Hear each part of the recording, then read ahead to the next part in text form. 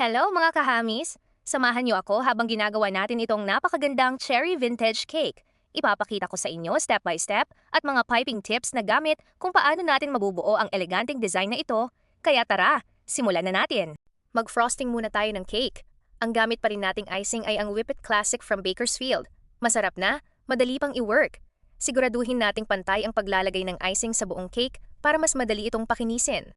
Dapat makinis ang finish at higit sa lahat, hindi dome ang ibabaw para mas maganda ang kalalabasan ng vintage design natin.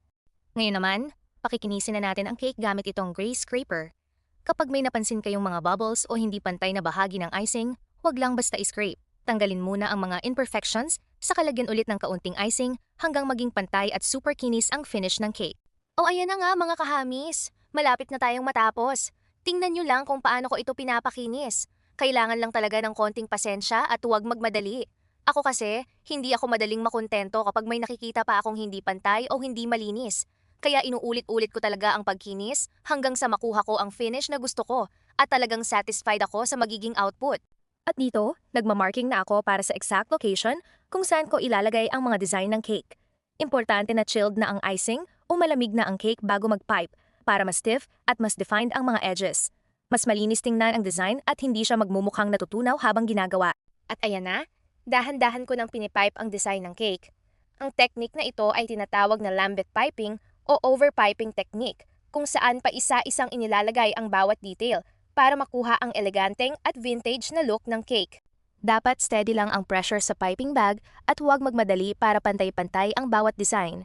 Kapag relax lang ang kamay mo, mas malinis at mas maganda ang magiging resulta. Isa ito sa mga signature designs ng vintage lambeth style na parang ruffles o alon-alon na design. Kailangan lang steady ang kamay at pantay ang pressure sa piping bag para maging malinis at eleganteng tingnan ang bawat swag. At ang ginamit ko pa rin dito ay ang parehong piping tip. Mamaya, ipapakita ko sa inyo kung anong piping tip ang ginamit ko. At ayan na nga mga kahami, sobrang ganda na ng ating cake! At ito pala ang piping tip na ginamit ko sa dalawang design. Isang tip lang, pero ang cute at elegante ng details at resulta. At dito naman mga kahamis, nilagyan ko na ng border ang itaas ng cake. Siguraduhin lang na consistent ang laki ng bawat pipe para mas malinis at mas eleganteng tingnan ang finish. Maliliit na detalye lang pero malaking difference talaga sa overall look ng cake. At ito naman ang piping tip na ginamit ko. May iba't ibang sizes ito, kaya importante na piliin ang tamang size base sa laki ng cake. Kapag sakto ang piping tip, mas balanced, mas malinis, at mas maganda ang magiging output. Kaparehong piping tip pa rin ang ginamit ko sa bottom part ng cake para consistent at eleganteng tingnan ang design. At ayan na mga kahamis, sobrang elegante na ng ating cake.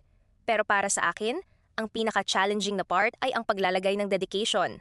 Kailangan kasi eksaktong nasa gitna at pantay ang pagkakalagay. Wala talagang room for error.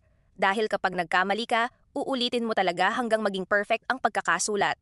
At dito naman, nilagyan ko na ng mga cherry details para mas lalong bumagay sa vintage theme ng cake. Maliit lang na detalye pero malaking dagdag talaga sa overall look. At finally, nagdagdag pa ako ng black icing layer sa dedication para mas lumutang at mas madaling basahin ang sulat. At ito na ang final result ng ating cake. Sobrang elegante at napakaganda ng kinalabasan. Kung gusto nyo rin ng customized cake para sa inyong espesyal na okasyon, message nyo lang ang aming page. Maraming salamat mga kahamis!